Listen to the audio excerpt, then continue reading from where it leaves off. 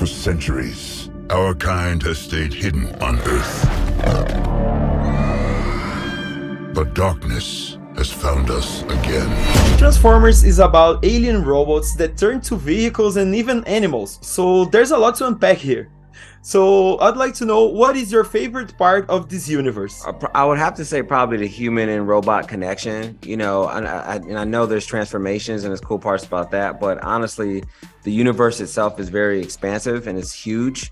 And in this particular film, we get to reach out and bring some new entities in, like the Terracons, etc.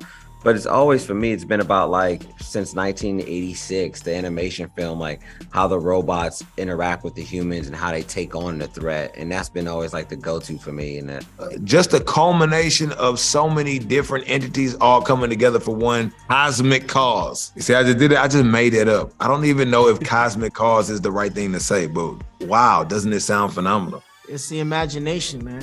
When we shoot this, we don't see any Transformers there. There's no one there. So it's imagining what they could be, imagining what those situations could be like, and then watching the film and seeing what it comes out like, you know, seeing what they look like and what that scene ended up being, you know, that's the best part. Prime. This is about the fate of all living things. Unicron is coming. In Transformers, the robot cars are the decoy, but the humans are the heart of the stories. So how do you think that Noah and Elena stand out between the human characters of the franchise? We've listened to the fans. We saw the comments. A lot of them are like, it's called Transformers. We want to see robots. We don't want to see humans. But obviously, they're on Earth. The humans are required. But Anthony and I would talk to Steven about how can we make these humans extremely important, you know, make them a necessity. And I feel like both Noah and Elena get opportunities to show that they're not just humans in distress. They don't get in the way. They make really smart choices. You know, because as an audience member, sometimes I watch something, I'm like, why would they do that? And then I could go as an actor, like, oh, maybe that was the direction that they were given. So now, because we respect the audience, it's like, okay, when the direction is written in the script, I'm kind of like, okay, but why would she do that?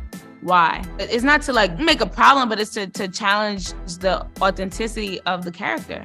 Would she really do that?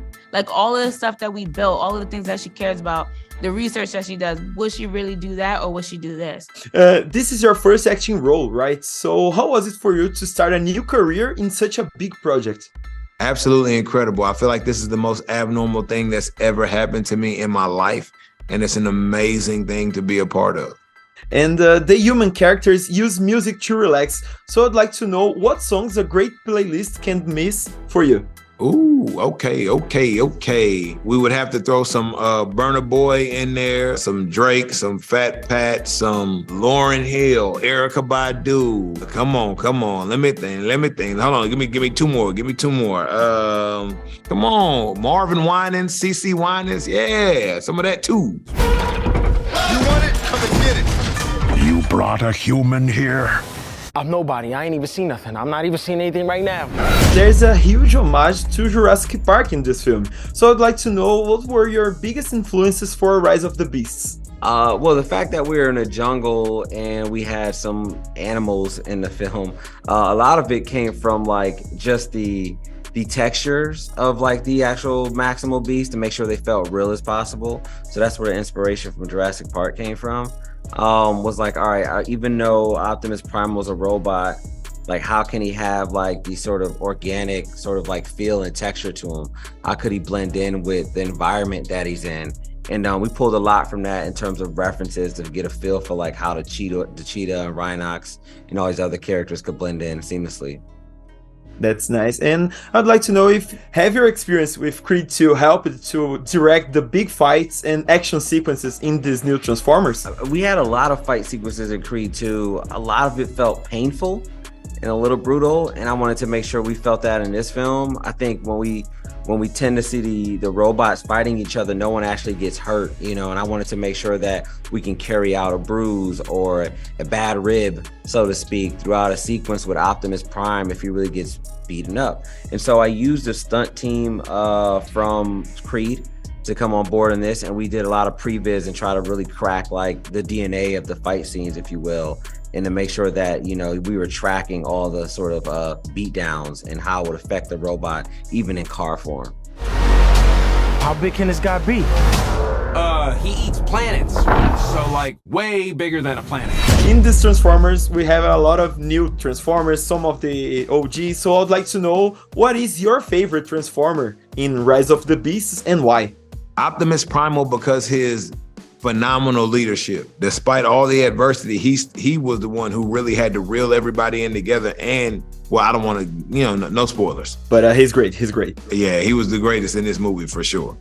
Well, my favorite in this movie is probably Mirage, but my favorite of all time is Cheetor, you know, from the cartoon. My favorite of all time is Bumblebee, but I also have to go with Anthony. Mirage is just so dynamic in this film, and Pete Davidson did such an amazing job with his voice acting, with his emotions, with his like charisma, his jokes. It's just a really special relationship that Noah and Mirage get to have.